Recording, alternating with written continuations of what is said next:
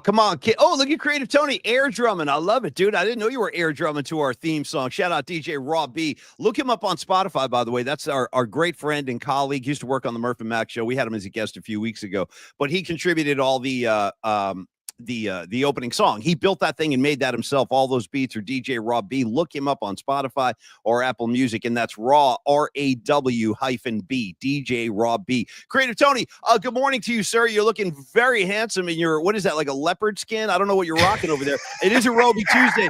Happy Roby Tuesday. It's very dainty, I might say. If you could show off your now I'm going traditional blue robe, and I should have downgraded to a lighter fabric. It's kind of hot today, but I'm going to have to sweat it out. I don't have time to do a costume change. What are you rocking here? What is this thing? I don't know if we'll have time. Sorry, that was my Will Ferrell. But yeah. you know, I want to go to Olive Garden. It's going to be a lovely day. I just don't know if we're going to have enough time. I don't know if we have enough time. Great call, dude. Paulie, this is a full-on kimono from Japan that was given to me from some local friends here. Shout out Lev and Hanan Beliak. But they brought it back. I want to hang with people named Look at the arms on this thing. Like, look at that thing. Isn't that amazing? It is amazing. So it's with the warm weather. I thought, you know what? I'm going to go to a thinner robe. And I went to my kimono, and look at the waistband on this thing. What is look at this thing? What is that? Waistband. If I want to tie it around my waist, are those jellyfish? What the hell is that? Yeah, it's like jellyfish, dude. Look at that. Boy, jellyfish is not a pleasant image. Have you ever been stung by one? It's no picnic. I've been stung. Me too. It sucks. It sucks. And by the way, that whole wives' tale about how you're supposed to urinate on the infection to relieve it, that's 100% true. 100% true. I had a former partner of mine literally pee on my leg, and then I had to pee on her leg. Yeah. And we were in the Bahamas, dude, and that's what happens. I'd like you to tell me the truth. I want you to bare your soul in front of the entire PMP community. And good morning, everybody on the comments line. Great to see everybody. Look at Joe Schmo, dude. What's up, Joe Schmo? Yeah, dude. Do you know who that is, Joe Schmo? Do you know who that is, Tony? Joe Schmo? No, I don't. I love the handle, Joe Schmo. Creative Tony, I want to say, first of all, with your very delicate look today, are you familiar with the rock band Rush from Canada? Yes. Power trio named Rush. Your Tom Sawyers, your Limelights, your Distant Early Warnings. They had a really famous record called 2112, and on the back cover of that record, 2112, it's probably the worst moment in Rush history, visually speaking. These are three guys that are not handsome dudes to begin with. Then they decided to go into Japantown here in San Francisco. This is a true story. They played the Winterland in the 70s. They had a day off. They walk over to Japantown right up the street there. Shout out Steiner and Post. And they wind up buying these Japanese kimonos, and they wore them on the back of the 2112 album. Do you happen to have access to that photo? I do, Paulie. It's like we're friends, because it feels like you would fit right in with this look you're rocking. Go ahead. There we go, dude. The boys in Rush in their robes. Can you see it? Is yeah, it up there? dude, that's what I'm talking about. By the way, it's the only rock and roll photo in history where the guitar player, far left, Alex Lifeson, even though he's a male, he's rocking camel toe. I don't even know how he pulled that off, but he's got the camel toe. Yeah. Shout out Rush in the robe. Tough. Tony, if anything, I want to be free flowing. I don't want, oh boy, that's tough. It's an unfortunate moment. Look at Neil Peart with his hands on his hips. I mean, the whole thing's objectionable, and I love Rush, but that's a big misstep, dude. The robes. And then Tony, I want to do this because we haven't shouted this out in a while, and I want to talk about Carlos and Flex Funding real quick. But of course, can you show us a picture of our founding father for Roby Tuesday? I haven't shouted him out in a while. Our buddy up in Humboldt, 420. I forget his handle. This is David. This is David in Humboldt. There he is. My guy, dude. Look at that. That's the founding father of Roby Tuesday right there. First ever photo we've ever gotten from Roby Tuesday.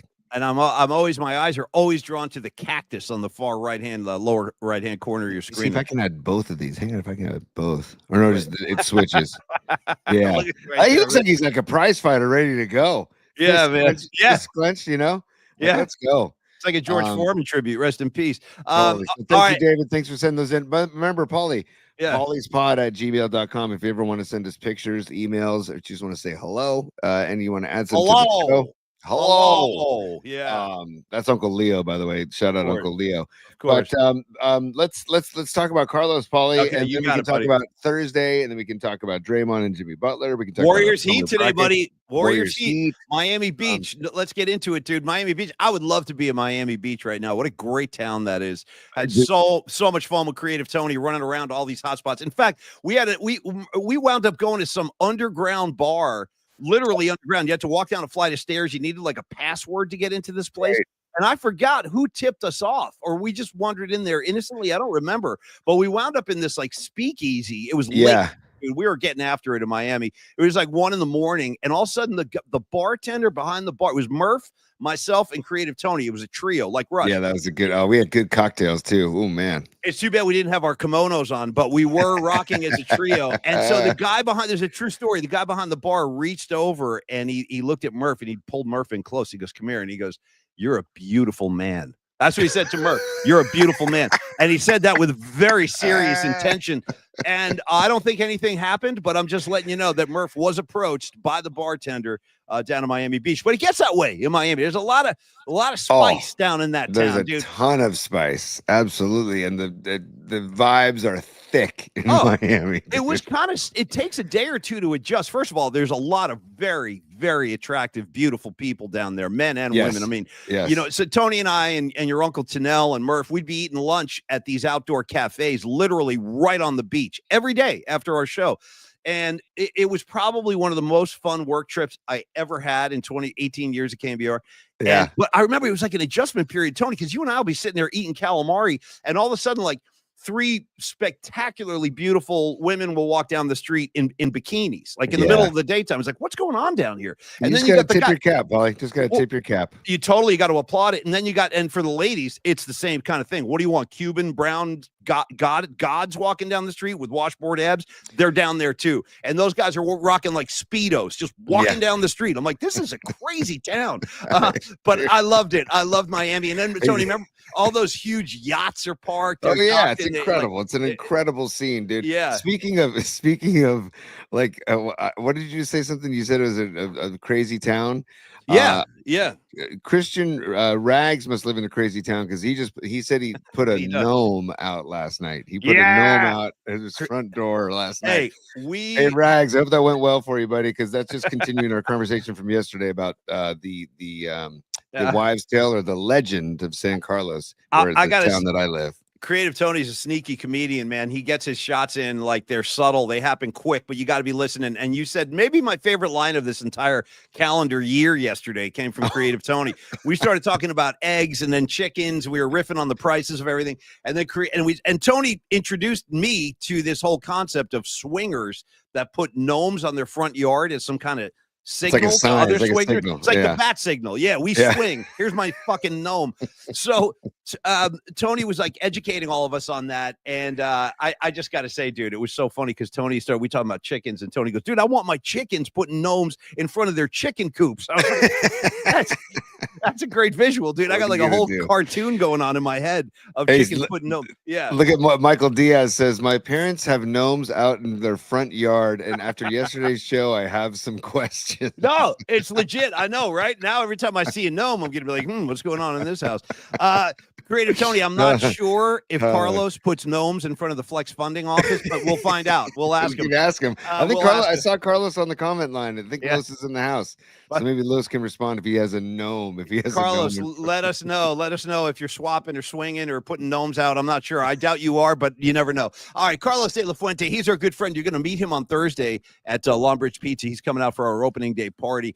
He's a mortgage broker. He's a lender. And I want to say also, by the way, he is licensed to do business with anyone in the state of California, regardless of your zip code. He is licensed, meaning he can help on work with any property in the state. So regardless, you could be in Huntington Beach, you could be in Shasta.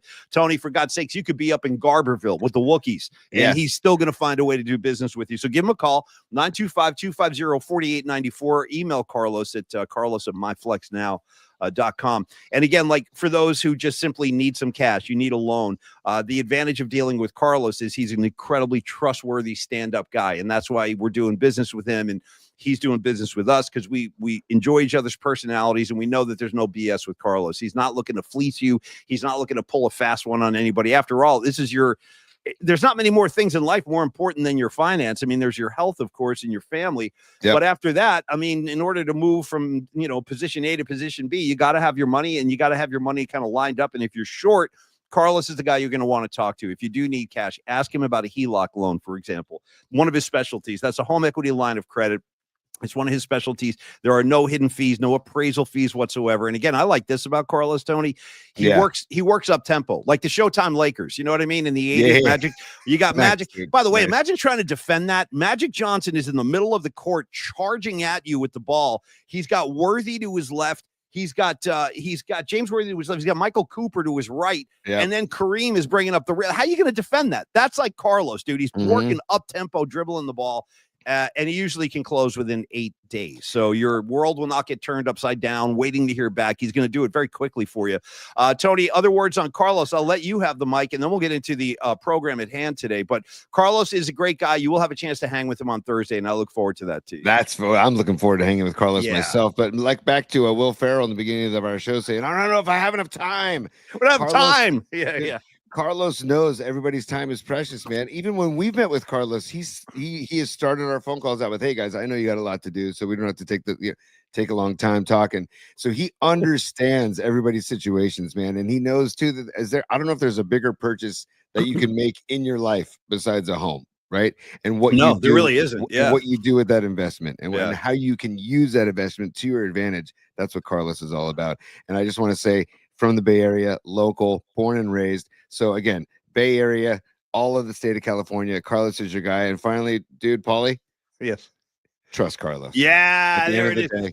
Trust Carlos. Can you remove the glass? Yeah, I love how you take them on and off, dude. I have no idea how Tony does this stuff, but that's fantastic. It's really Carlos, fun. I still see a lot of Ari Gold right there. I really do. Especially without the glasses. I see Ari Gold and Entourage. But you know what's funny, Paulie, is that everybody on Thursday that comes to the show and to the hang is going to say, like, yeah, dude, Carlos is a stand-up dude. I trust Carlos too. I can't wait for people to meet him. So I can't wait to hang with Carlos too. Final couple of notes on Carlos, just as a person, as a guy. He is 26 years. He's been doing this. I mean, he knows his business. He knows how to handle your loans and your HELOCs and everything of that nature. And he's a San Francisco native. Like, he's one of us. He knows the community, and he really does. He cares about the community, and that means a lot to us on the Polymac Particle Show. So thank you, Carlos. There he is. What's up, Los D? I see you, bro. We're gonna see him on Thursday. Hey, Tony, we got a nice. There it is. Los commenting that boy. Los says, "Can't wait to see you boys in the Army on Thursday." That boy, Los. No question. And by the way, I want to remind everybody, show up on Thursday. We will be there from first pitch until the final pitch. And of course, all our friends at Longbridge are going to be serving up the killer food. We've got a great back room set up. We're all going to be hanging out, and it's going to be like as we say, the social event of the season. It really should be. Nice. It's going to be the big first social event of the year, and hopefully not the last. I'm thinking if this one goes well, maybe we can do more of these down the road, because the Golden State Warriors, their whole playoff campaign will be starting soon. How many games are left, by the way? What, just like 11 games or something? We are now in there are 11 games left, and we're in the home stretch, man. And also, dude, there's a lot going on this week at Chase Center too. They have the Western Regionals for the March Madness. Man, Thursday and Saturday. Yeah. So, and also Giants final tune-ups before opening day. I think is today the last tune-up, or was yesterday the last? No, they have it. I think they have another game today. I think today's the last one. I'm pretty sure. So, dude, the Bay Area is about to explode again with Giants baseball, and the Peninsula and San Francisco and Warriors playoff basketball. Knock on wood. Right. Well, a lot of great things flying around the comment line. Real quick, I want to address something Leah Phillips, one of our favorites, says. She goes, guys, after the party is over, we're all moving over to Hippie Hill in Golden Gate Park. That's a great call, Leah. I love the drum circles at Hippie Hill. That's my home away from home.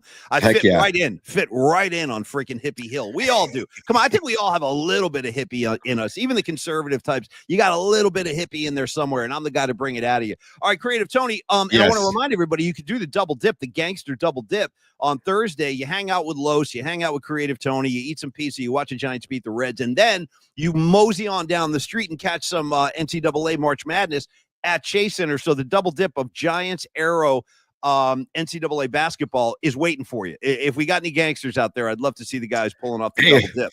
Yeah. Paulie, by the way, Andrew from Longbridge Pizza just checked in. He goes, hoping no rain delays. And dude, in Cincinnati, that is such a possibility. I'm just looking at the weather right now. Okay, good. Yeah, Thursday, what does it look like? Thursday, we're looking at a chance of some showers, dude, in the afternoon and evening. So I'm not worried about it. Me neither. Hey, Nah. if we need to, if the game gets into a rain delay, we can have a break off. We can have a dance party. We can have a dance off. We could. Well, There's so many things we could do. So a dance party. Well, this might be your big moment too, where the cardboard hits the floor, where you start breaking out the worm and some of the. What are some of the other moves called? The robot. Give me well, some there's more. the head spin and the centipede, and you can pop and lock, and there's Can all you still kinds of. pop and lock? Are you capable of that? No, not really, man. Well, what's your You gotta be go-to? pretty limber. What's I your just go? the backspin and centipede, man, is pretty much. I'm 51 years old. These old bones, man. Like I said, as long as I got I'm going to introduce my foam roller to the show one of these days because my daughter she's drawn faces on my foam roller. So she's like, Dad, I just want you to see a happy face while you're stretching. I said, Do you think okay. there's a possibility? I'm just throwing this out there because I've noticed that's a pattern with your daughter Olivia. Shout out Olivia Ryan. She's such a gorgeous kid. She's a lot of fun. No, I want to thank say, you. do you think that she's got I think she might be like you might be looking at like a young Basquiat here, some kind of young Van Gogh thing. She's got I like don't know. artistic sensibilities. I'm Yes. telling you, Yeah, just the fact that she's drawn images on your foam roller. Yeah, that that's great. to me tells me that she sees inanimate objects like that, and then she tries to insert some art. So I'm just saying, get ready, bro. Get ready with the easels and the paint and the torment. Totally. I'm all for it, man. Yeah, and yeah. I always tell her all the time, there's no bad art. So just go. Just let it go. That's 100% correct. Let me just tell you this, P. Have your kids ever done this move? And we're going to get on to Dubs here in a second because I got a bookmark I want to show you in a second. But you got to get into it. I know there's a lot in front of us. What move? What are you talking about? I'm a peanut butter junkie. I go through like a jar a week. I love peanut butter. You are. I've peanut butter. Seen evidence of that. Yeah, your old studio. On apples, on celery, on carrots. But I go into the big jar of peanut butter the other day, and all of a sudden, I'm kind of moving the knife around, and all of a sudden, it's bumpy. And I go, and it's creamy peanut butter. I go, what the? And there's chocolate chips all inside the peanut butter. I go to my kids. Did you pour chocolate chips into the peanut butter? Yeah, well, it's an interesting move. I've never even thought of that, actually. We just wanted to try it. And I go, how about putting some peanut butter in a cup or in a bowl and add the chocolate chips to the bowl? It's just the young brain at work. They don't see things like that. They just they're always in there. They'll always be in there. It's great. Like, yeah, but what if you don't want the chocolate? What if you just want a straight peanut butter sandwich? Now I got to remove the chips one by one. Very arduous task. You know what I mean? Exactly. All right, Creative Tony. So you've been all excited, hopping up and down about your bookmarks. Yeah. I want to let you kind of get to hopping that. Up and down. Nice. Yeah. You're all hopping up and down. You're all excited about your bookmarks. I want to let you have the floor and you just dictate terms. Do we go Tekashi with a set list today, or do you want to just kind of dive into it? I think let's I'm not going to say no to it. At least a tiny bit of Tekashi. I agree. Just a tiny.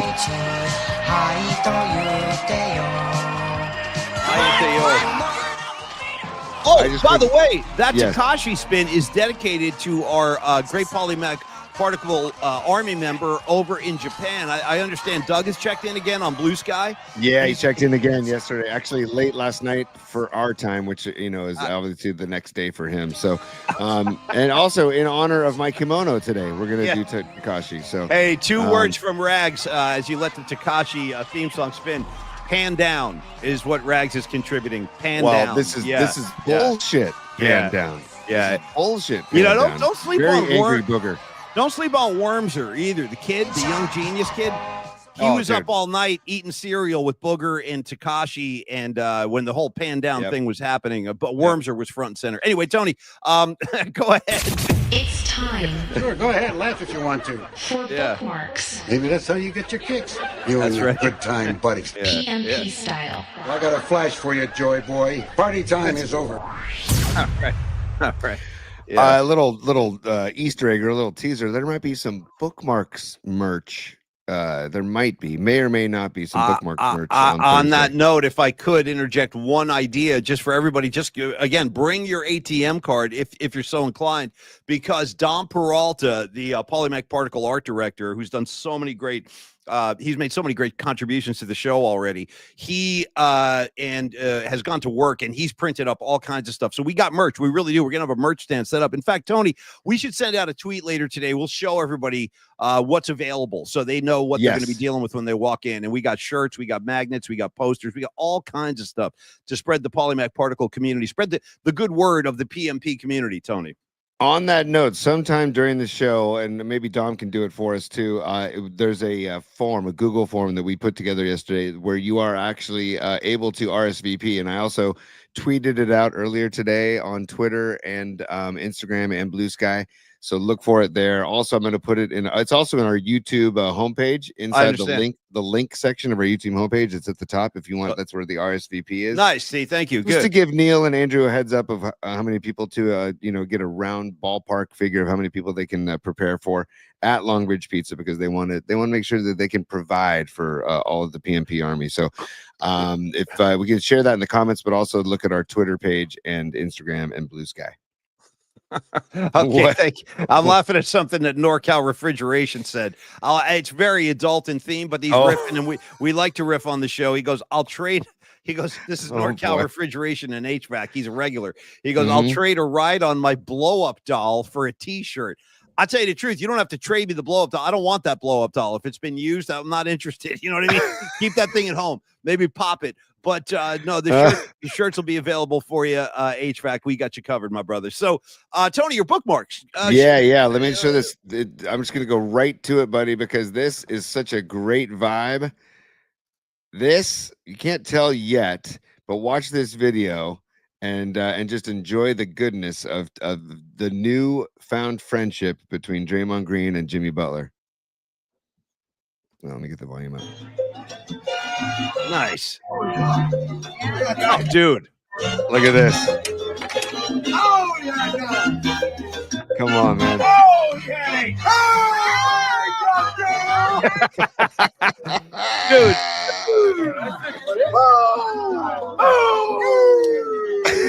Dude, this is crazy. Isn't that great, dude? Well, you know what's this is one of the greatest maneuvers you've ever pulled off. Let me tell you what's going on here. If you go, I swear to God, this was not planned at all. This is like great synchronicity here. But if you go to, or as they may say on this show, this is great particles right here, because I was on ESPN.com right before the show, and I got the article up right now. Here's the headline: Draymond Green and Jimmy Butler and the bond that stabilizes the Warriors. There's this article about Draymond, and listen to this. The opening 2 paragraphs is all about Butler playing dominoes with his father, who was a truck driver. Jimmy Butler's father was a truck. He drove an 18-wheeler, and he would always travel with his domino. So I had no idea you were going to show this to me today, Tony, but that's crazy, because check out the article after the show. You'll really enjoy it. And first of all, I love the video. I like where you froze the video, too. I know. I wanted to freeze it on Draymond. He's pumped up right now. How much do you love Draymond wearing the One Love shirt, dude? I love it. The One Love Jamaica shirt. And I love dominoes, too. Man, Rod Brooks and I used to play some fierce dominoes back in our early Ticket 1050 KMBR days. And up in Dominoes, Tahoe Mother Blanker? Yeah. Yes. And he taught me the move about slamming your elbow first with the domino still in your hand. Elbow first, then smack down on the table. Where if you had a big play to score some points. So can we do this one more time, because it's just so good. Yeah, I love too that they're listening Latin jazz playing. Yeah.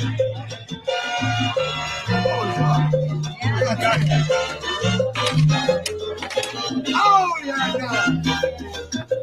Oh, yeah. Dude, Tony.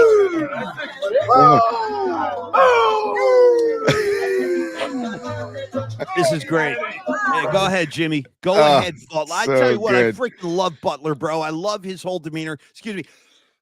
Something stuck in my throat. No worries. I love their friendship. I love the dynamic between the two. And I want to remind all Golden State Warrior fans, since Jimmy Butler has arrived in Golden State, Tony, they are 16-3. Okay. Yes. 16-3. They got a game today at 4:30. Warriors at Miami Heat. And Butler is totally downplaying this T. He is saying, like, it's just another game. Right. Saying all the right things.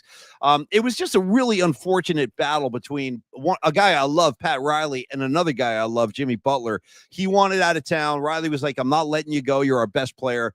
Butler finally got his way. You can't keep a guy in the NBA. The players have so much power now in the NBA. You really can't be held in any one place if you really want to go. And we've said that over the years. Shout out James Harden. Shout out Kevin Durant. These guys, they jump all over the place.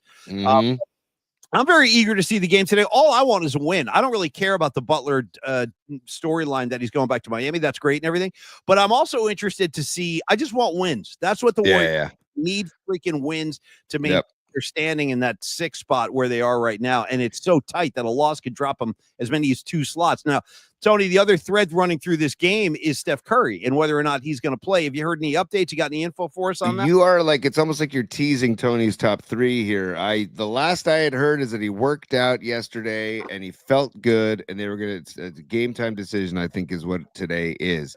We can get to Tony's top 3 in a second. I also want to, there's also a theme running through here too, that like Wiggins is going to see the Dubs for the first time. Yeah, right? poor Wiggins. He must be so bummed out down there. Like, yeah, I wonder how Wiggs is feeling about all this. And I guarantee you that the Dubs and everybody is going to shower him with love. But does he want to receive? Is he ready to receive that love? Has he processed everything? You know, they talk about the stages of grief, right? I do. Has he processed everything? Is he ready for that type of, or is he guys, I still need my space. I'm not ready. What do you think? Do you think he's ready?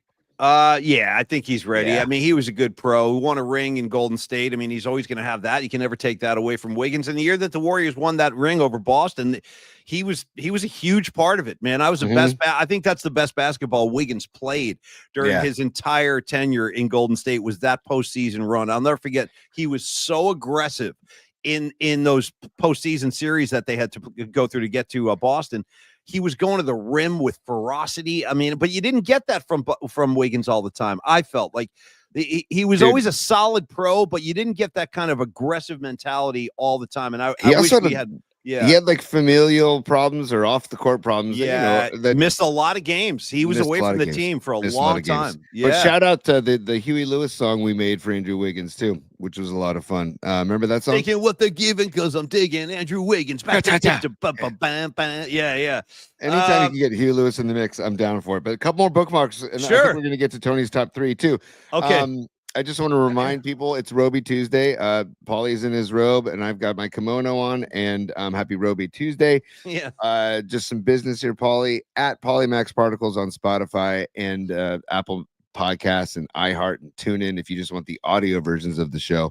And then at Polymax Particles on YouTube. When you're there, smash the like button. That's what the kids say. Smash? Well, smash it. That has more than one meaning. You know, smash also carries another connotation. You got to be careful how you use that. Yeah. Like, you don't want to say, like, I want to smash Paulie Mack after the show. That would be a little bit. Then we'd be talking about White Lotus, for God's sake. Back to that whole thing. I think White Lotus is what led to the whole gnome discussion, by the way. It probably did. I got to tell you the truth. I'm still recovering from that White Lotus. It was kind of traumatizing. I was not ready for that, given my depleted state after a rough weekend. But you had to know that White Lotus was going to go places that you don't expect based on seasons 1 and 2. Yeah, I mean, I do. No, you're right about that. I mean, you're not wrong, and I kind of need that. You're waiting for those twists. And this, I will say, this 3rd season of White Lotus, it's a kind of a creeper where it's like it took a few episodes to really reveal itself, but now it's all out in the open, dude. Now, I mean, just get ready. Wear a helmet when you get to season episode 5 and 6. It's getting rough out there. So anyway, Tony, I'm sorry. Couple more bookmarks, and then we'll go into Tony's top 3. Okay. Oh, I was just finishing business as well, Paulie. At Polymax Particles on YouTube. Smash that like button, as we say, and also Bay Area Sports Collective. BayAreaSC.com. There's new and exciting news developing with the Sports Collective that whenever Jeremiah Crow, our fearless leader, decides to unleash that news, we've got exciting news about that collective coming up, I would say, in the next couple of weeks. But BayAreaSC.com, also on YouTube at Bay Area Sports Collective. And move on with the program, Paulie. I've got a couple more bookmarks that I would like to provide because they're fun. And we like to have fun on the show. It's Creative Tony, you're fun. How do you like that? You're fun and you have a fun on the program. Yeah. Paulie, 3Com Park, a fun place to be. A fun place to be. Hey, our team sucks, but 3Com Park, a fun place to be. Tony and I almost took our own lives at that game. We were so depressed. We went inside. I'm like, this is not the Candlestick I grew up in. Dude, maybe we should just call it quits. Maybe we should just take the cyanide pills now because this is terrible. I remember, Paulie, you and I driving into Candlestick to go to a Niner game on a Sunday and driving under the sign that says 3Com Park, a fun place to be. And I made you stop. I go, Paulie, stop, pull over and stop. I need to get a picture of this sign. I need to. And at that point, I think the Niners were like 2-10. You know what I mean? It was like a horrible season. And like we were in that game, there was maybe 35 grand at the stick. There was nobody in there. So bad. I don't think we went 4 quarters. And also, you know what I remember was weird about that game? It was like 05, 06, somewhere in there. Is that you and I I went to a parking lot like I never used to park in. That whole day was unusual. I used to Yeah, it park was. out Yep. behind center field. That was my domain. Now you take Mhm. 3rd Street, you go down Yep. Carroll, and then bang, you're in the back way. And That's I right. You always go down Jamestown. You go Jamestown, maybe to fucking Carroll Street. Yeah. Jamestown, dude, Jamestown. Yeah. You know what I Mhm. miss really so much about Candlestick? Not just the atmosphere and the history and all that. Tony, I miss this concept that I lived in the city for 25 years, and I loved that I could go to Candlestick Park every Sunday without even getting on 101. You could just take Ah, back streets. Yep. You just Dude, shout out the Golden Eagle Deli, man. The Golden Eagle Deli on 3rd Street behind Candlestick, man. That was a great place to stop and get your big ass deli sandwiches before the game. Here's the route. I'll give it to you real quick. If you're in the city, you can take Yeah. it, but there's nothing out there anymore. I used to go down to Viz, take a left on 16th, take 16th all the way across town, right? I'll cut through Petro, and then when I got to 3rd, make a right, bang, right out to the stick. And then you're talking Jamestown, you're talking Carroll, all those. I great also little want to back give streets. love to the dirt lots. Shout out the dirt lot on the other dude. side of the main lot. I spent a lot of time in those dirt lots chucking the football around as a Chucking the kid. football. How about this too? After the sloppy candle slop conditions, shout out Jim. Was his name Jim Toma, the crew, the grounds crew guy who was always working on the dirt? Nice, he had those big boots on. Toma. So anyway, shout out to Toma and his crew. But there were games where the mud would be so severe in those dirt parking lots that after the game, I did this more than once. Help guys push their cars out of the mud because they you couldn't even get out. It was like every man for himself out there, dude. There's no security, no cops, no attendants, no parking. It was just like anything goes out there. Cars parking diagonally, nose to nose. Like it was the Wild West. But I miss that, dude.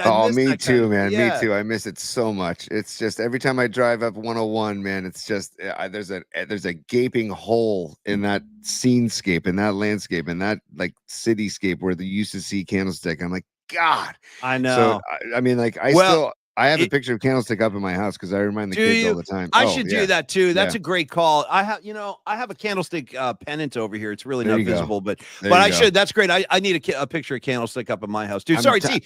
I'm sorry. I tell my son all the time that he did make it to Candlestick because Megan was pregnant with Dom for the last that Monday Night Football game at against the Falcons, right? Yeah, was at the pick at the stick, right? Yeah, it was. I was at the ready for this all-star crew I was with at that game. I was in the KMBR suite with Mike Fideli and my buddy Mikey DeVolder.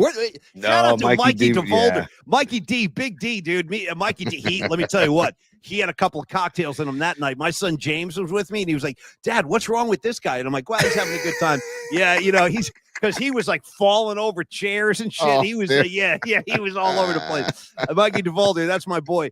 All right. Anyway, Tony, back to your bookmarks, dude. Sorry, dude. Yeah, we got sidetracked. And plus, shout out to the Stadium Club because Murph and I and Rod Brooks, my uncle Paul Tonelli, we all shut down the Stadium Club that night. If it's correct me if I'm wrong, Tony. Isn't it true? Isn't it true, Creative Tony, that you've entertained special guests in the Stadium Club after closing? I'm just throwing that out there. Isn't that true? It is true. Yeah, it is true. Entertaining guests after closing time. Anyway, those are the good old days. Those More stories. on that later. Tap Tony on the shoulder. And shout out bartender Todd, who's now with a couple of other dudes that own the R Bar. They own the Rec Room. They own the Old Ship, and they just renovated Grumpy's, dude. Remember Grumpy's, the bar near? Remember, I do, of course. Anyways, we love Todd. So, anyways, Todd and Chris Fogarty. Sorry, Paulie. Let's go. I'm gonna present this right now. Finish bookmarks because we're on the Van Halen tip. So dude, I don't know what's going on. I gotta get with this program. So again, that's the Eddie Van Halen artwork that he created himself, by the way. Eddie, he did. I was gonna ask you that. I didn't know if he did. That's a mailbox, everybody, by the way. If you can't tell, that's somebody's personal mailbox. I'll tell you what. I'm the mailman. I am stoked, dude. You've heard of one of those Sigmund Freud theories. It's called penis envy, where there's like an envy of the penis. I gotta tell you what I have. I have Eddie Van Halen mailbox envy. That's what I have, dude. And I'm just throwing it out there. We're all adults. We'll talk Freud if we have to. Listen to me, Tony. I got to tell you that for the people that don't know this or care, I'm just throwing it out there anyway. Eddie Van Halen, rest in peace. One of the most innovative guitar players of my lifetime. He would build his own guitars. He would get his own wood. He can go into his workshop, build his own guitars. And then he created his own paint job, which is what this mailbox has. So the reason that that's in there is because yesterday you showed that pickup truck. Yeah, the van. Yeah. This is like a truck. Dude, you know what would be the most badass maneuver of all time? What if you did your entire house like that? like your whole house. Just with the Eddie Van Halen, like that's where Paulie Mack lives. He's got the fucking Eddie Van Halen artwork on his front door or whatever. Like, I want my whole house done up Well, like do you that. remember he used to have overalls that matched his guitar? I had like one of those huge posters of him playing the guitar in my room, and he had the matching overalls with that print on his guitar. Yeah, that's killer, dude. That was right next to my Heather Thomas poster with like the finger, like she had her finger in the side of the bikini holding. I don't know if you remember that poster. It was, I do remember it. Yeah, that's all we had. We didn't have the internet back then. You got to understand. You would hang a poster on your wall. That's all you got. And then then I also had I had a Motley Crue poster on my wall. Gosh, man, those were the days. Oh, my bedroom was covered in posters. Yes. You know what I had? I didn't have Eddie Van Halen poster, but I had a Randy Rhoads poster on my wall. Oh, dude, nice. Yeah. Oh man, shout out Randy Rhoads. So here, can you see that, Paulie? Yeah, what is that? That looks vaguely familiar. First of all, shout out Sons of Johnny the Master. He retweeted something and he says Oracle Park should have this too. Okay. And what it is, it's Washington Nationals are doing something $5 beers on happy hour pricing every game day until scheduled first pitch. I mean, isn't that a great idea? Hey, Giants. Maybe Sons of Johnny Lemaster is correct. I'm just wanted to get your thoughts on that, P. Happy hour pregame beers up until first pitch. Then at first pitch, then they can skyrocket to $20 or $25, whatever the hell they are. I love the idea. I mean, it's a great idea for the United States of America. This is what we need. We need cold beer at a reasonable price, as Bruce Springsteen likes to say, cold beer at a reasonable price. I'm all in. It makes all the sense in the world to me. I endorse. Well, dude, okay, good. And if you want good beer on the season opener, which is this Thursday, you just come join us at Long Beach Pizza because you'll have a nice frosty beverage with us. It'll be a glorious time. So, those are the bookmarks, Paulie. The main thing I wanted to show you was Draymond Green and Jimmy Butler. Basically, it reminded me of the scene in Step Brothers where, Will Ferrell's like, "Did we just become best friends?" You know? Yeah, totally. And listen, Draymond Green, I haven't talked about him enough probably on this show, like how just thrilled I am with how he's been playing this year, and especially post All-Star break. Like, he is a man possessed, dude. Did you see him up on Giannis? Like, when the Bucks came to chase, was that last week or the week before? Whenever that game was, dude, he was D'ing up Giannis like his life depended on it. Like, and that furious commitment to defense and detail, and he might have the highest basketball IQ in the NBA, or he's certainly one of the top NBA brains, because when he's on the floor, like, he anticipates things before they happen. There's nobody that's more locked in with Steph Curry than Draymond Green, like, as far as feeding Steph the ball, knowing where Steph's going to be, knowing where Steph expects to get the ball, and then turn and shoot. Like, it is beautiful to watch. So, and then the addition of Butler and how those two have kind of melded, and watching those guys play dominoes, I love that. That's fantastic to see. That means there's camaraderie, there's respect. And I love the way, by the way, that Draymond Green clip with Butler, how there was like Latin jazz being played, like outdoors. There's beautiful women at the table. Like, it's not, Miami is so freaking fun. Who was that unidentified lady at the table? Do we know who that was? I don't know who that was. Yeah, don't know who that was, but she was enjoying the Domino's as much as Draymond and Jimmy Butler. And it makes me want to get a Domino night back on the calendar, because in college I had a Wednesday night was Domino night, and you brought a joint and you brought a 40 ounce of what your favorite malt liquor, and we had a great time playing dominoes, man. I mean, and people were religious about it. It was Wednesday night that was booked. It was practice. It was fun. Creative Tony, I want to say, if you bring back your domino night, I don't think you're going to have that kind of beautiful Cuban woman, though, sitting at your table. No. That's specific to Draymond. And by the way, Draymond's a married man. I'm not trying to get him in trouble, but Jimmy Butler, I think he's not having any problems getting dates out here, Jimmy Butler. No, I think he's doing just fine. Did you know that Butler was dating freaking Shakira? For God's sake. No, good. Wow. That's how he likes to roll. Might as well date Shakira. Go. Yeah.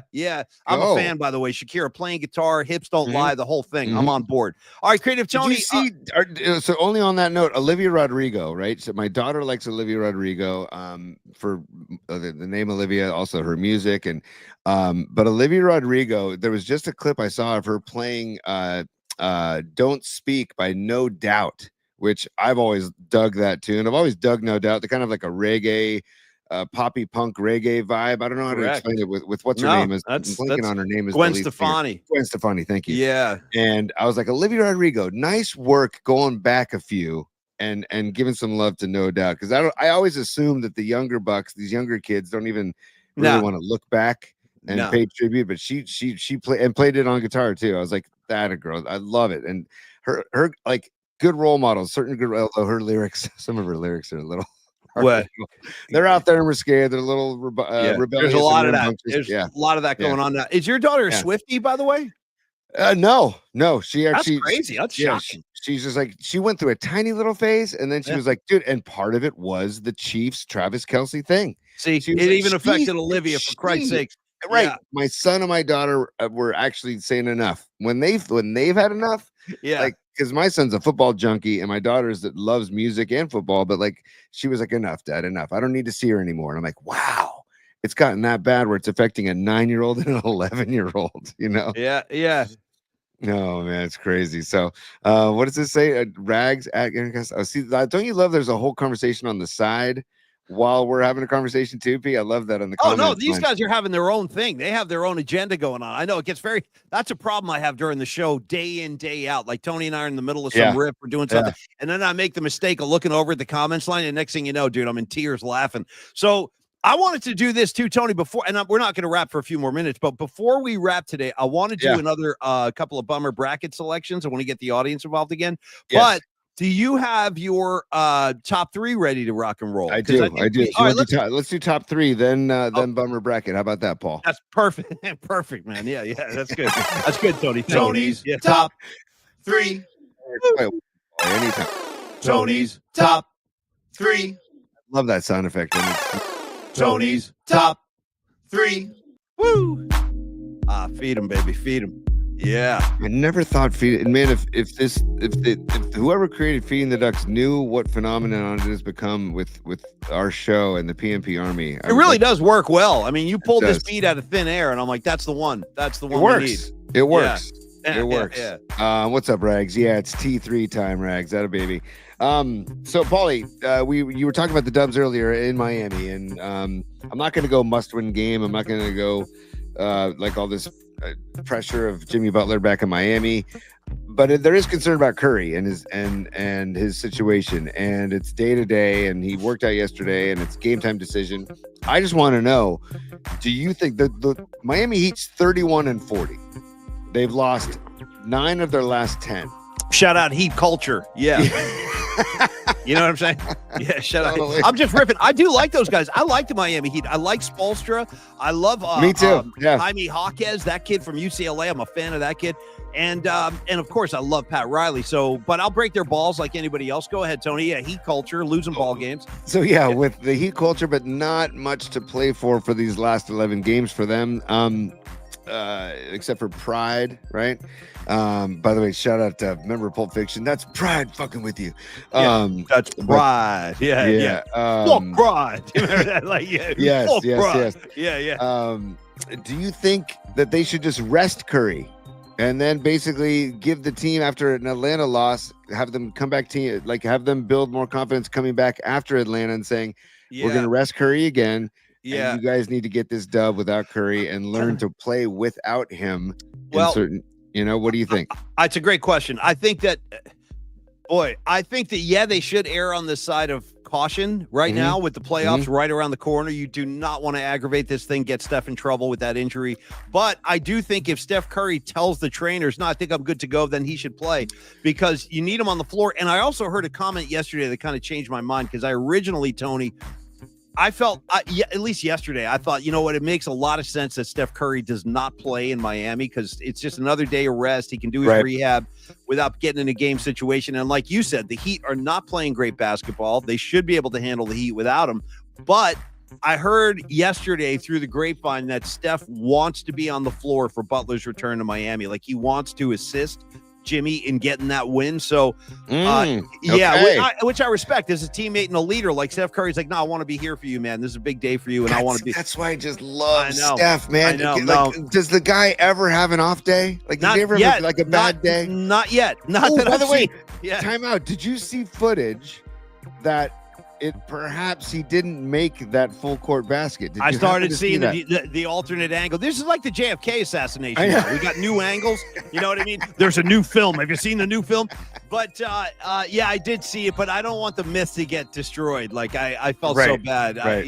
That As a friend of mine used to say, don't fuck with the fantasy, man. yeah, or as the Irish say, never let the truth get in the way of a good story. You know, That's totally, dude. Totally. Yeah. By the way, Leah Phillips saying that the PMP Army has decided they want feeding the ducks in the pre-show waiting room. So Leah, ask and you shall receive. I will work Can you on rig that? Can you set that up? Yes. Yes, I can. You know, it's Yes, funny. I was can. talking to Rod Brooks yesterday on the phone. Shout out Brooksy. Brooks by the Bay. That's my guy. We love Brooksy. And Brooksy, we're just talking. We're just hanging out because he just took a trip with his family and he was telling me about Maui and this. Oh, dude, he told me about seeing Lahaina, by the way. Sounds heartbreaking. Oh, yeah. God. It sounds Awful. heartbreaking. That's Awful. where we used to go Yeah. every year. I think we went there 7 or 8 years in a row. Mhm. On the KMBR trip with Murph and everything, and apparently it's not. It's boy, it just sounded pretty depressing. Like it's decimated. I mean, it's still devastation. Yeah, and the rebuild is coming very, very slowly. Slow. But in any case, Yeah. Brooksy was saying like, because he was asking me about like this show, and he was like, how do you produce that? How do you put all those graphics up? I'm like, Brooksy, I have no effing idea. That's all creative Tony pulling levers, and I still don't know. Like, you are a very impressive producer. You always thanks, have been. dude. So I just figure like listen, we're in good hands with Tony. You don't want me getting involved in this kind of stuff. So anyway, Brooks has questions that I couldn't answer about. You know what? the show. And you know what helps me, Paulie? Right here. Yeah. This helps me right here. Yeah. That definitely Yeah. helps me. Art That work, is a beautiful image. I got to say, that's a beautiful image. Dom Peralta at his finest. Well, you know what? While we're here, there's a little tease. Dom Peralta. Let's just, I'm just gonna. These are little Easter eggs for Thursday. I love that one. Yeah. That's a beautiful one. But don't forget about this one, Paulie. Don't forget about that one. Very Metallica. Shout out Ride the Lightning. Yeah. Yes. Or you put Zeppelin on. I got a very big Zeppelin 4 kind of vibe coming with that one. Shout out 4 Sticks. Yeah. By the way, go up to a sorry. wedding band and ask him that one. Hey, do you guys know 4 Sticks? Let's see what happens. Pauly's Punks. Now there we go. I feel like Pauly's Punks. I've been ignoring Pauly's Punks. I got to get back to that bit. That's true. That's true. We need to get back to Pauly's Punks, but there's more Pauly Punks, and then for our guy Raymond Ritter, the retirement of the vest. The retirement of the vest. Come on. It's the freaking greatest right there, dude. I mean, we're hanging up Raymond Ritter's vest. Whenever he decides to call it quits, we're going to send this to Raymond and give Don Peralta all the credit, of course. But man, what a great call. I also like the positioning between Chris Mullins jersey and the 75 championship banner. Like a perfect spot. Yes, perfect spot for it. And by the way, look at those numbers. If you can put that up one more time, Tony. Yeah. Wait till this crop of Warriors retires. Draymond, Clay, Curry, Durant. I mean, I guess Iguodala's up there now too. They should just do that on the other side of the arena, like have their own wing. You know what I mean? Yeah. And by the way, just because we're doing this, a reminder, look at that artwork from Dom. That's beautiful, beautiful job by Dom. Thank you, bud. And then this is coming up in a little bit in the show. The bummer bracket's coming up next. Lebowski's face in that image. It's the perfect. It's just. And I didn't even realize until a couple days ago that there's actual brackets in the background. Yeah, they're right there. Yeah. That's all part of the image. Thank you again, Dom. The Big D, we call him. All right, Tony, give me your. Yeah.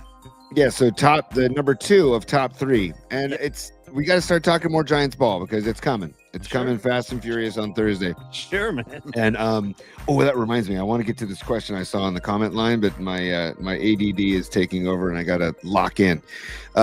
So Ramos went 3 for 3, or had 3 hits last night. So, do you think this team is going to rely more on their offense or defense or both? I don't have a feel for this team at all. Basically, is what I'm saying. Neither do I. It's a good call. Neither do I. And not yet. Ramos getting 3 knocks last night. I'm like, okay, dude. Like, okay, we had high hopes for him, and I want to know how you feel about Ramos. And then, like, a buddy of mine texted me saying, "Dude, this lineup is not very attractive." I know. That's a little dirty secret. I know. And it was Pete Hoffman. You know Pete Hoffman. He texted me this morning. I go, dude, pitching and defense wins championships, buddy. Pitching and defense is what my retort. Yeah. But I don't know, man. So and again, the NL West. So I just want to know, do you have a feel for this team yet? Do you have feel my heat with the Giants? Nice, dude. Nice. Or Journey, feeling that way. Another great one. Ooh, nice. Feeling that way. No, I don't have a feel Shaka for this. Khan, feel for you. I want to take you on my arms, want to feel my charm, Chaka, because you're the one to keep me warm, Chaka, or whatever. I love that one. Creative Tony, I don't know what to feel about this team yet. Although I would say, like I've said before, I'm slightly underwhelmed with the offseason that Buster delivered. Like I wanted more. I really did. Ramos is very exciting. I feel like we should probably, and I have high hopes for Ramos too. What's the question around Ramos? Do I want to see him every day? Is that what you're asking? No, the question was basically just if you had a feel for the team, and if you felt like for me personally, Paulie, I'm putting all my eggs into the Giants, my very expensive eggs into the Giants pitching basket and defense basket, because the offensive lineup it doesn't. No, it doesn't move the needle. No, but defensively, you got Jung Hoo in center, you've got Chapman at third, you got Adames at short. I mean, like your boy Jung Hoo. Did you see Jung Hoo fall down trying to run off a center field after the third out the other day? Did you catch that?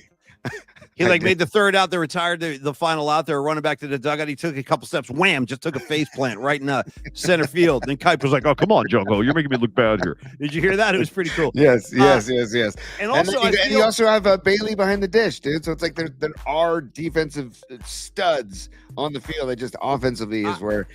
They could use some help. I know there's no pop in there, at least not a lot after Chapman. And I have high hopes too. I don't have a feel for the team. I need to watch a couple of weeks of ball to see what's really going on here. But I will say I do feel like maybe we need a song for Ramos. And once the soundboards are set up and ready to go, we'll start doing our song parodies again. We're getting closer to that. As we are building this thing from the ground up, every piece of gear, every element that we bring, it's like Tony and I, we used to have a whole station supporting with sales and promotion. Now it's all on us. So it's like a lot going on. But I'm letting you know the song parodies are coming. So, Tony, I was thinking Ramos, what do we want to do for him song-wise? Oh, man. How about Ramos on the storm? That's not a bad one out of the gates. Into this world we're born, Ramos on the storm. Maybe I feel like there's something a little more spicy for him. I want to think about the spice. I don't know. Let me think about that. But there's definitely something there for sure. All right, ponder that and ponder that on the comments line too. Patty, you want the doors? We can do some doors. Hey, nice. Creative Tony, give me your number 3, and then I want to do the bummer brackets. Yeah, number 3. This is a personal thing, but again, number 3 is always a wild card. It's doesn't have to be sports related. This is personal and sports related. All right. San Carlos Little League. I coach in San Carlos Little League. I'm also on the San Carlos Little League board. It's fun. It's really, and everybody does a great job. And I tip my cap to everybody on the board and all the coaches and volunteers. But one of the rules we have, and Patty in the house. What's up, Patty? Because I'm late. Stop, Patty. Nice. You're fine. You don't need to do that, Patty, but thank you. Always a pleasure, my dear. Patty, thank you. Yeah. Thank you for the super. Thank you so much. And everybody, thanks for the support. But one of the rules that we have in San Carlos Little League is there are no on-deck circles allowed. And I have struggled mightily with this rule. There's no on-deck circles allowed. Okay, this is you're new. not Go allowed. ahead. We used them not long ago when my kids are playing. Go ahead. I don't know what this. Go ahead. And so my thing is, and I've argued this with the board, like, excuse me. And it might even be a District 52, which is our district. It might even be in that kind of a rule. Shout out Patrick Willis. Go ahead, Tony. Nice, dude. And by the way, this is episode 54, buddy. Nice. So shout out Lee Woodall. Oh, hell yeah, dude. Shout out Fred Warner, of course. Yeah. Shout out Matt Millen. Remember Matt Millen? Yes, dude. Nice, Tony. Nice. Anyways, remember Matt Millen? Yeah, I do. I remember Matt Millen. So I just want to know your thoughts on San Carlos Little League's rule, because I just want to know your thoughts on the fact that we're not allowed to have an on-deck circle for Little League baseball. Geez Louise. I mean, I don't like it. I mean, it's baseball. What are you going to do? The next batter up is in the on-deck circle, watching the pitcher, watching the at-bat, doing your swings and getting ready, stretching out a little bit. That's part of baseball. What is it? Right. Because it's potentially dangerous. Is that the problem? Ooh, is that why? It's like you catch a foul ball. It's a safety thing. And I'm sitting there thinking, the on-deck circle is a great thing it's a great opportunity for kids to mentally and physically prepare for their upcoming at-bat. And they can do it. You can do it further down the line where they're further away from the plate. And you can do it. And also the kids need to be paying attention to the game. Yeah, how about that? They should be paying attention to the game. What a concept. Keep your eye on the ball. There's a radical thought. Or Molly Crew, keep your eye on the money. But you know what I'm saying? Like either one. Either one Dude, works. keep your eye on the dealer's hand, by the way. Now you're gonna see. Yeah. Don't get me going on Theater of Pain at this hour. Don't get me going, because I'll start talking City Boy Blues if I have to. And by the way, and I'll throw in a Louder Than Hell just for I was good gonna say measure. you got to give Louder Than Hell some love, but we're gonna make way. Yeah. I want to forward. Yeah. Shut up, Vince. Ooh, some like it. Oh. Ooh, some like it. Ooh, some like it. Ooh, some like it. Yeah, dude. Ooh, some like it. I want to forward promote our Bay Area Sports Collective brother Tom Tolbert will be going live at 12:30, and Jeremy Affelt joins him at 1:00. By the way, Tolbert's show effing rules. By the way, he's getting this whole like backyard thing he's doing, dude. It's a great show. How relaxed did Dave Fleming look in Tolbert's backyard yesterday? Much more relaxed than he looked in my dream with Dave Fleming. Tom is he's got a special thing about him, man. Yes, he's so at ease. And of course, being the former NBA player that he is, he brings all that kind of insight. Like that day we talked to him and he was talking about basketball with us. I was like, damn, let me grab my pen and take some notes here, because he just sees the game like we never will, being a player and stuff. And anyway, everybody check out Tom Tolbert's show always, and our brother Jumpin' Johnny Lund, all part of the Bay Area Sports Collective. Tony, Johnny Lund, 8 a.m. most weekdays. Actually, I think every weekday, 8 a.m. And then John's a madman on the weekend. He'll just drop a live show if something breaks over the weekend, or if it just feels like getting on the mic. So look for him over the weekends too. So Paulie, just back to my question. How do you feel about this on deck circle? Like, if you were on the San Carlos Little League board, what would you do? Would you demand it? Would you like? Well, I'll tell you the honest to God truth. I'm not embellishing this at all. I loved being a little kid going to Candlestick and then going to a Giants game. And I don't know if you guys remember back in the old days, this is a long time ago. I was a little kid in the 70s, but they used to have like the on deck circle would have the team logo.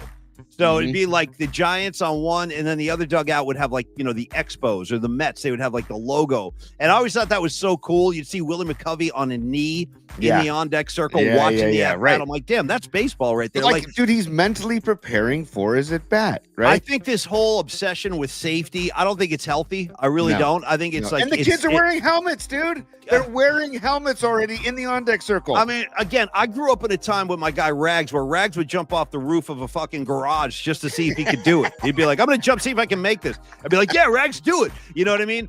And like, we didn't have helmets. We didn't have safety provisions. We just jumped off roofs because that's how we spent our time. And I kind of miss that. I do. I think this obsession with safety is not healthy. It gets like, parents have become so overly protective. I think there's value in getting your ass kicked in life, metaphorically and literally. Well said, Paulie. Well said. Everyone has to get their ass kicked a few times, because that's what teaches you to, like, those are pivotal moments. Do I run and hide, or do I get up and try to move forward? Like, there are lessons in life. Things are not always going to go your way. So maybe a kid takes a foul ball to the ribs. You know what I mean? In the in the on deck circle. You could get my son the other day at practice. I asked him, I had a kid throwing a bullpen to me, and I said, hey, Dom, can you just step in the box? I don't want you to swing. I just want you to stand in so that the kid throwing can throw to a batter, right? Yeah. And what does the kid do? He plunks Dom in the back. And Dom's like, Dad, come on. I go, sorry, but that's part of baseball. No, it is. You're going to get drilled. I'm still traumatized getting drilled. I still remember if you get nailed in the on-deck circle because you're not paying attention, whose fault is that, dude? And if you're wearing a helmet, it's like, in the younger divisions, sure. In the majors division of Little League, it's the last division before high school baseball. It's like, what are we doing? So anyways, I had to vent about that, and I wanted to get your take on that. And that was my number 3. Bring him back. It's part of baseball. It's part of baseball. Part of baseball. So cut the crap down in St. Carlos. Don't make me have to come down there, Tony. Maybe if we did this, maybe if you guys put gnomes in the on-deck circle instead, as like a protest. Yeah, putting those up. The way, you know what I mean? People are starting to comment saying now they look at gnomes completely different. Oh, I will too. I never knew that. Tony turned us all on to this. I'm looking at pineapples completely differently now. That's all I got to say. I look at a pineapple completely differently because of Leah Phillips. Leah, I blame that. That's all on you. Paulie, I have a Tony Step 3 Part B. Yes, sir. Okay. Part B, subsection B, Article 5. Yeah, no, go ahead. This is 3B, and this is from our viewer commenter, Aaron Kask. He said it earlier in the comment line, and I wrote a note to make sure to revisit. Yeah. Aaron asked earlier in the comment, in the thread, in the chat, what did we ever find out what was in the suitcase in Pulp Fiction? And No, of course not. But do you can you elaborate on like what you think or what the meaning of the suitcase? I'm happy to. And I love conversations like this because I Me think too. that was just Quentin Tarantino being the great artist that he is. I just think it's one of those kind of cliched sayings where they say it's in the eye of the beholder. So I think that he kind of wants you, the viewer, to draw your own conclusion. Now they have that one thing where the guy opens the case. It's Tim Roth, the guy who's holding up the diner, and he opens up the case and it's all this golden light hits him and stuff. So he doesn't want you to know. That's what he's by not showing you, he wants you to kind of draw your own conclusion. That's how I interpret that. How about you? I do know the combination to the suitcase is 666 because they show that when he's opening the thing.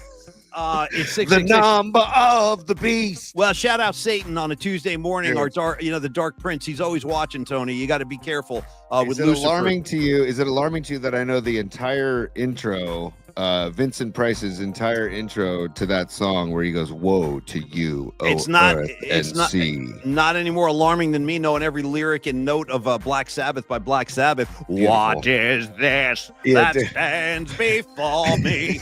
Because the devil sends the beast with wrath because he knows the time is short. Well, dude, I'll counter that with a figure in black with points that meet, dude. You got Satan standing right next to Ozzy's bed in that song, looking at him, scared. How about the marketing effect of Satan, dude? Hey, Satan moves product, dude. You want your sales to. In fact, we might have to get Satan as a sponsor on the show. Yeah, the next these bookmarks brought to you by Lucifer and all of his handymen doing the Dark Prince's work. Hey, sometimes you gotta make deals. You know what I mean? So I'm not opposed to it. Whatever it takes. This segment sponsored by Satan. Oh God, that's good. That's really good. Bro, here we go. We'll take it the next step. This segment brought to you by Anton LaVey and the Church of Satan. Oh, dude, shout out 23rd in California. Dude, right across. Dude, you know what tripped me out about the LaVey house? He lived right across the street from one of our old colleagues on KFOG, Peter Finch. Finch lived. That's right. Could you imagine living across the street from that? Do you remember the stories that we used to hear about that house? So just, for those that don't know, we're talking about.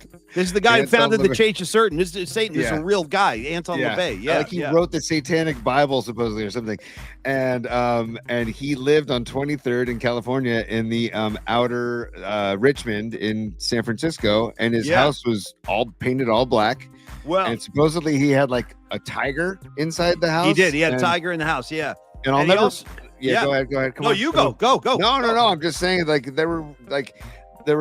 I never saw this because I can't remember it, but somebody said that there's barbed wire facing in so that you can't climb out or some crazy thing. Like that's 100% true. The barbed wire was set up to keep you in. Like he let you break in, but you're not getting out. Yes. And then the other thing. Oh, by the way, Patty from Napa is saying that there's a rumor that Anton LaVey is somewhere on the cover of Hotel California by the Eagles. I didn't know that. Oh, interesting. I do know this for a fact that Marilyn Manson was a frequent visitor. He would go out there and hang out in the LaVey house. Really? Yeah, in the 90s. Yep. That's wild. And also that he's visible in the movie Rosemary's Baby. You ever see Rosemary's Baby?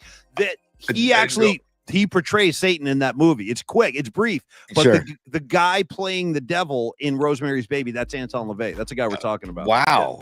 Okay. I got to shout out Jack Black in the Christmas movie or the holiday movie this past holiday season, where it was called Dear Satan or Dear Santa. But the kid misspelled Santa on the envelope and he spelled it Satan. And then Satan shows up at this kid's foot of this kid's bed in the middle of the night. And it's Jack Black. It's great. Like, hey, kid, what can I do for you? What do you need? He's like, you called me. That's awesome. By the way, if there is a devil, if there really is a Satan, I hope it's Jack Black. I hope it's somebody like that. Me too, with a good sense of humor. Because if I am going to hell, at least I can listen to my Sabbath albums and riff with Jack Black and stuff. Hopefully. But I'd rather not, if possible. I'd rather avoid the fiery pits of hell. All right, Creative Tony. So shall we, Paulie? Let's go. Look at this. What's coming up next? The bummer bracket. Let's continue with the bummer bracket. And look at that. Shout out Big Lebowski. Shout out the dude who was on our Mount Robe more, by the way. The dude is on Mount Roadmore, so shout out to the dude abides.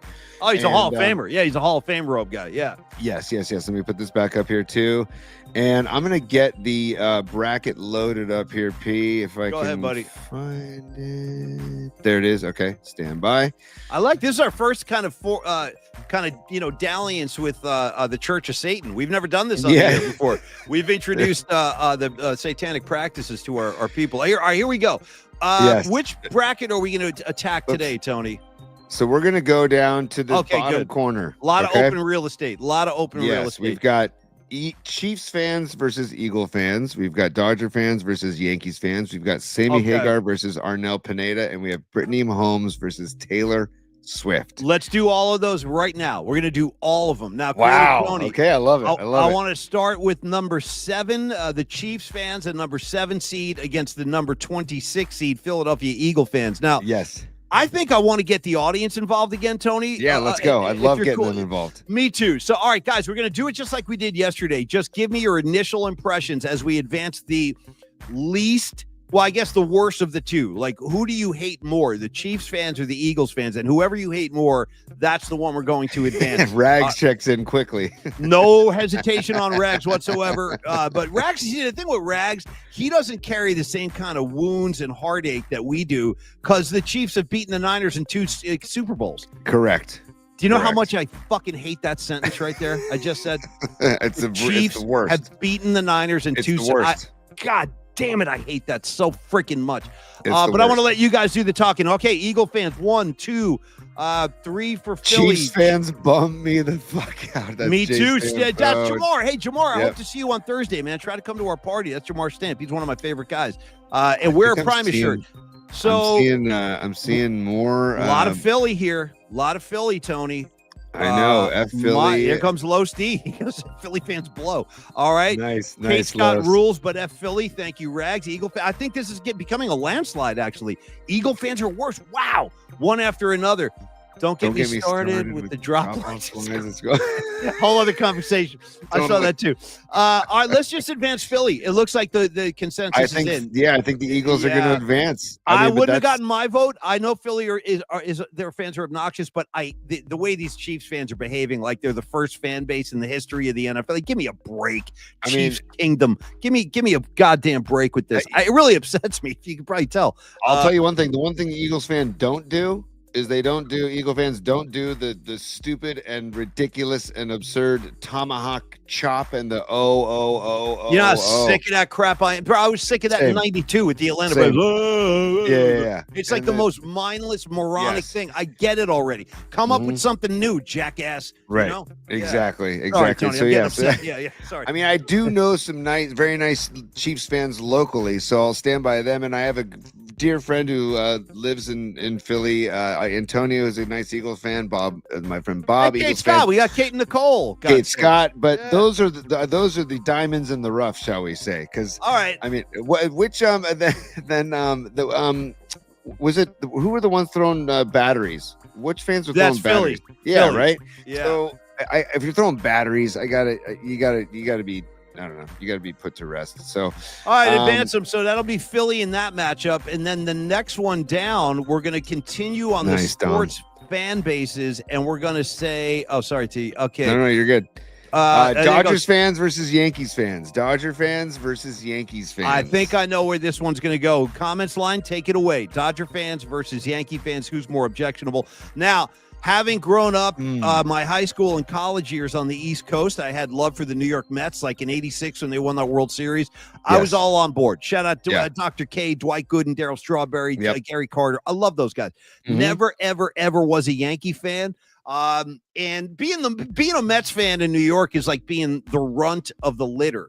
You know, like the Yankee fans are the blue chip, like well-heeled Connecticut mansions, like very upper crust. And the Mets fans to me were always like the subway guys, like blue collar lunch bucket dudes. So yes, I had a problem with the Yankee fans, but I got to tell you what.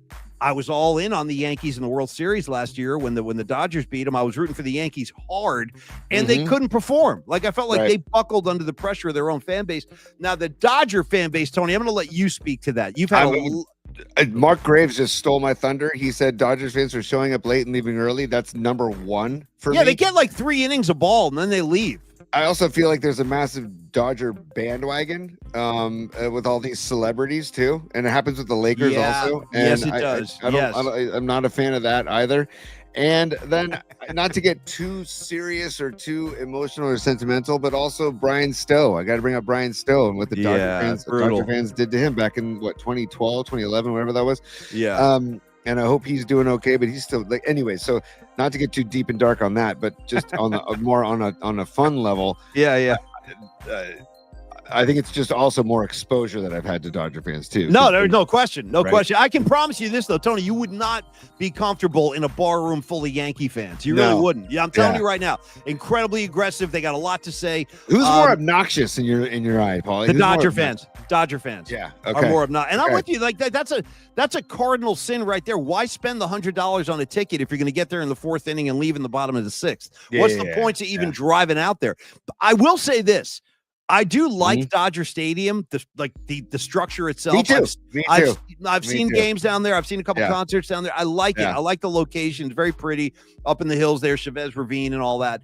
Now the Bronx with New York, you got a whole different kind of scene going on, bro. You're in the South Bronx, but they got great pizza spots all over Yankee Stadium. Their fans are legit. Yankee fans aren't kidding around. Aaron Cask just brought it. Money line Aaron Cask and the beach balls and the wave. You don't see beach balls in the wave at Yankee Stadium. Amen, brother. Amen.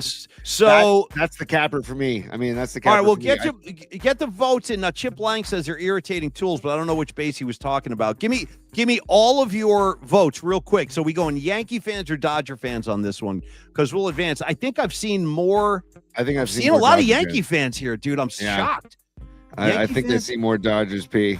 Okay. Yankees fans can talk ball. Dodgers fans have no clue. Nice. Wow. See, look at Bonnie Jacobson just distilling it down to what you said about Brian Stowe. Yankee fans have never beat anyone nearly to death in the parking lot. You know what? On that alone, Bonnie, let's make an executive decision on behalf of the whole community. We're going to advance the Dodger fans. Fuck them. Sorry about the F-bomb, but you know what?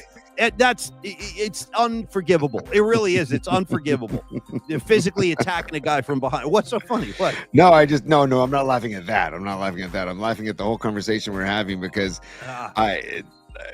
I mean, I'm sure I would feel differently if I lived if we were doing this show in New York and we both grew up in New York. But you're right, man.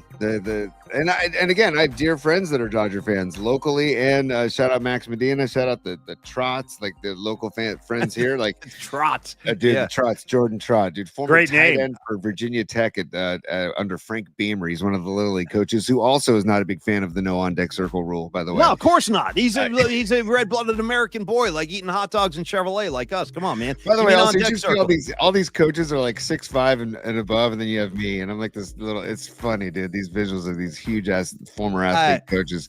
Let's move. Dude, move on. Arnel Pineda or Sammy Hagar. This is a big one, Paulie, because this is, remember, who's worse. Can you scroll down a little more, T, so I can see the bottom of that bracket there? The Sammy Hagar one. I can't see his There you go. Thank you. Yeah. Okay. I want you to start this one. I have a lot to say about both of them, but I want to let you begin with Hagar against Pineda. Go ahead, dude. And I mean, there's no wrong answer here. They're both wonderful human beings. They're not bad guys. We're just being a-holes here. But go ahead, Tony. I want you to make the choice. They both are upsetting too. They both upset me for different reasons. But go ahead. Don Peralta says, by the way, Phil Simms needs to get on this bracket. Next time. We'll get him next year. But that's a great call, Dom. Yes. I just feel like I have to say that Arnel Pineda is worse because he hasn't made any new music, to my knowledge, with the guys from Journey. No, I think they have. I can't 100% confirm that, but I'm pretty sure they have. I think they made a record. I haven't heard it. Of course not. Made it. No, but Sammy Hagar and Van Hagar, they did make albums together and they did do well and they did have a loyal following. And I will say they did create the song Finish What You Started, which I'll always say if I That's a good one. It's a good one. I had to pick a Van Hagar tune that I like. It's Finish What You Started, but mainly because of what Alex Van Halen and Eddie Van Halen are doing on that tune. It's great. So that's my take, is that I feel like Hagar has made a lot more original content with the rest of the guys from Van Halen versus Pineda. So if I had to pick, I'm throwing Pineda to advance. I'm gonna tell you why. I'm gonna tell you why I actually agree with that take, Tony. And I want your votes on the comments line, by the way. Let's get into it. Hagar or Pineda? Who advances as the more upsetting of the two? Pineda's getting crushed. Here's the problem. Now, first of all, with Hagar, I like his solo material. I love the first Montrose album. That is a killer rock album from the early 70s. If you ever get Bad Motor Scooter, Space Station, it's a rock the nation. The nation. So anyway, I got appreciation for Sammy Hagar. Good songwriter, great singer. He's an amazing singer. You're right. He had his own career as a musician. They wrote a lot of great songs with Van Halen. Not my cup of tea. I'm a Dave guy, tried and true to the end of my, it's David Lee Roth. That's Van Halen to me. Like the stuff they did with Hagar is a whole different band. But Pineda, he was just in a tribute band singing Journey tunes, so they kind of plucked him out of the bar circuit and dropped him on stage. And plus, I mean, this is very San Francisco specific now. You're talking about Journey. This is a band from our, homegrown. We love these guys. And I want Steve Perry back so bad. And I got no problem with Arnell. It's not like I got a problem with the guy. But I'm going to agree with you on this one, Tony. Let's advance Arnell. We got to advance him. Yeah. And I'm seeing way more. I'm seeing way more votes for Arnell on the chat than I am seeing for Hagar. So yes, same here. Oh, Chip Lang, thank you for the clarification, Chief fans. I'm with you on that, brother. I'm with you. Yeah. All right. So I think Chip is a local dude down in Robin City. Chip, come on to Longbridge Pizza on Thursday, dude. Hope you can make it there. And thanks for your email, bud. Really appreciate it. Hell yeah, man. Hell yeah. Creative Tony. Oh, last matchup of the day, and it's a good one. So, you know what's funny about like picking Hagar? I don't think Hagar stands a chance. I'm sorry, Pineda stands a chance against whoever wins this next one. That could be a blowout. Yeah. In fact, the next round is going to be, we're going to get into some dog fights now. We got Eagle fans against Dodger fans. That's a bloodbath. And you're right. We're going to have Pineda going against either Brittany Mahomes or Taylor Swift. So bring in the votes, community. I gotta tell you right now, Paulie, I if I could fast track Brittany Holmes into this next round, I would, because Brittany Mahomes, because I feel like she just rides coattails, dude. I feel like she's like, oh, Taylor Swift, oh, Patrick Mahomes, oh, I'm not a fan. And I feel like the whole glomming on to Taylor Swift, at least Taylor Swift is really what? I'm sorry, she's really what, T? Finish your thought. I think she's talented. I think she's and she's a good, positive role model for people. I've always feel like she's been a good role model for people. She went out on her own.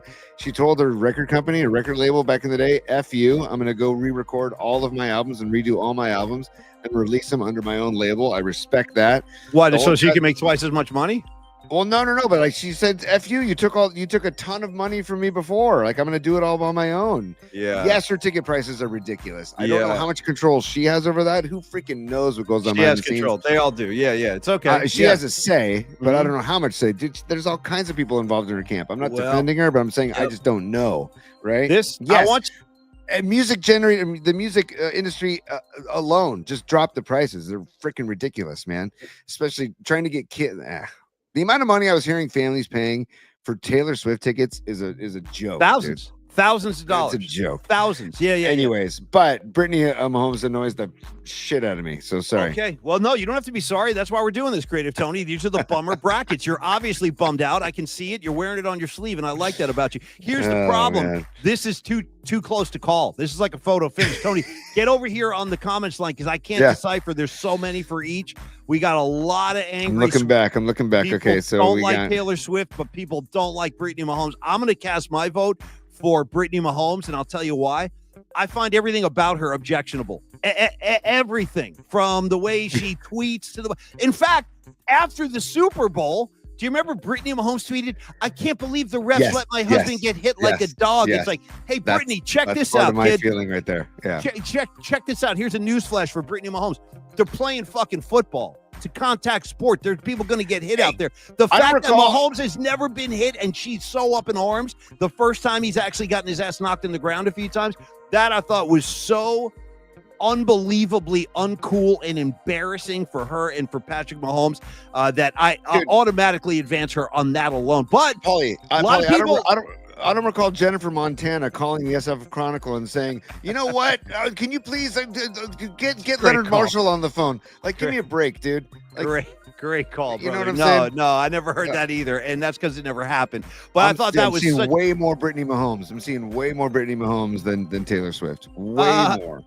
Well, Brittany has a slight. It looks like there's some. Okay, well, Bonnie Jacobson, great line. What? Brittany Mahomes makes life hard for all women. Sorry about that, Bonnie. I know. I'm trying to help What the a women. line. I stand with the women on all their causes. I'm here. I'm a borderline feminist myself. I want to advance all their causes. But I got to tell you this right now. You're right.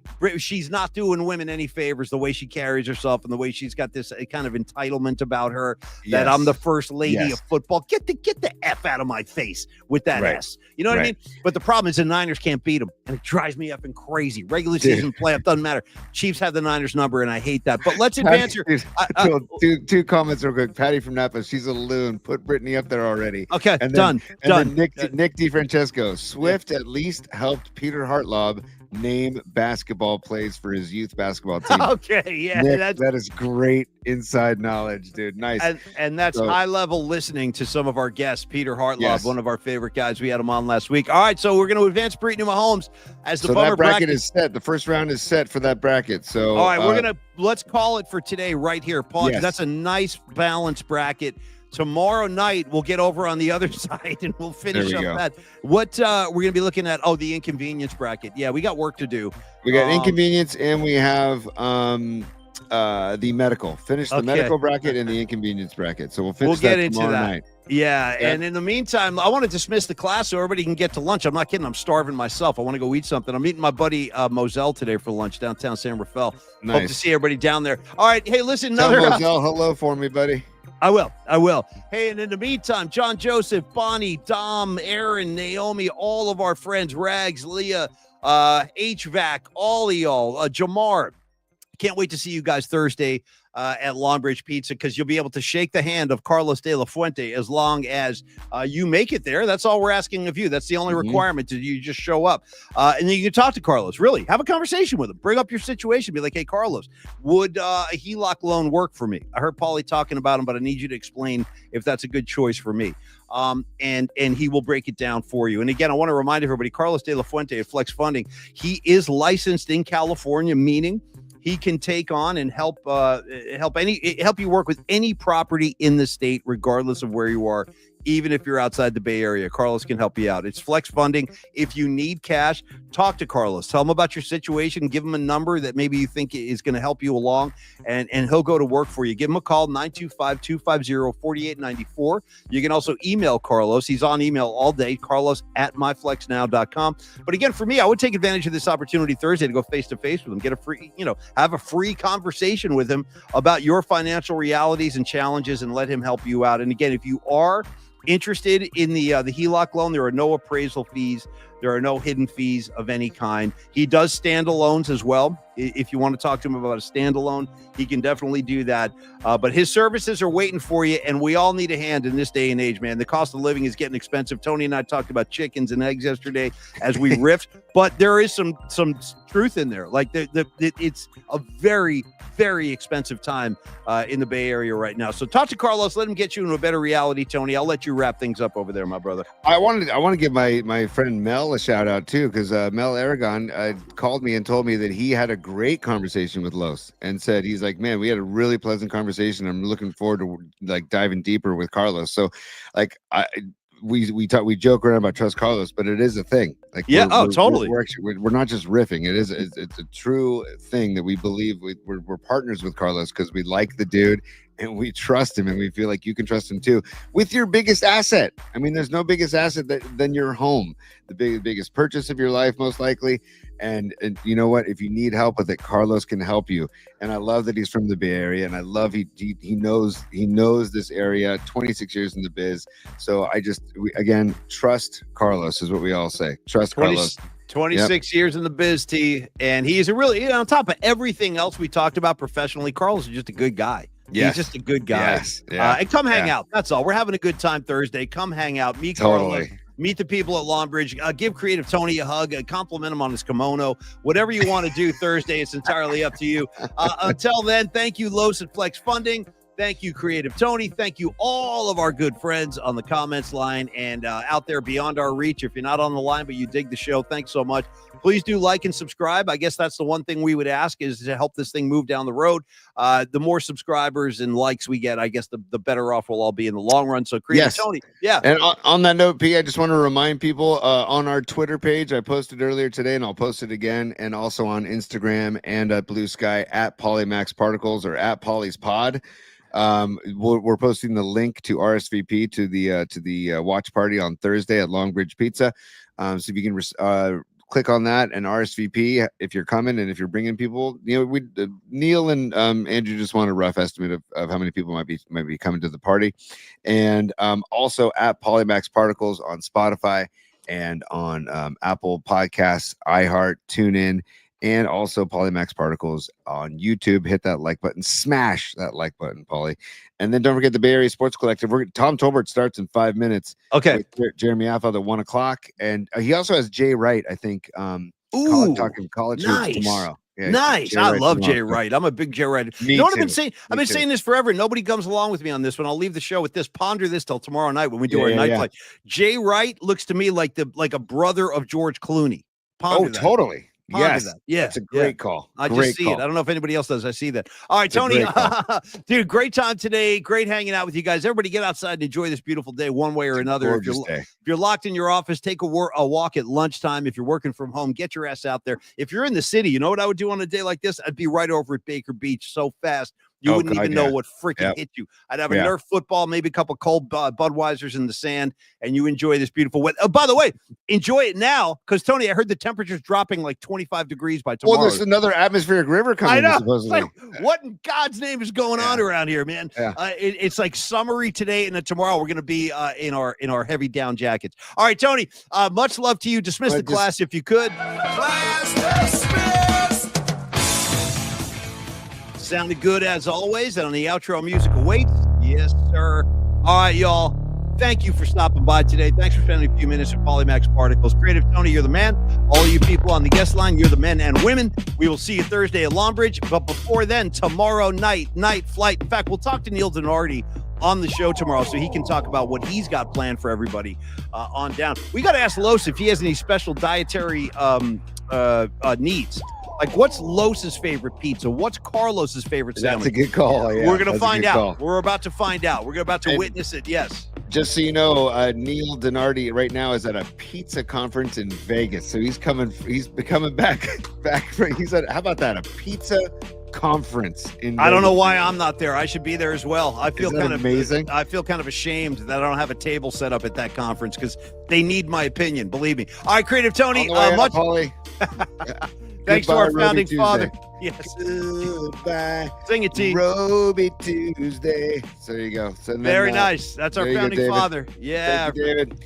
David up in Humboldt, our founding father on Roby Tuesday. Creative Tony, have a great day. We'll see everybody tomorrow night on the Polymax Particle Night Flight. Peace, y'all.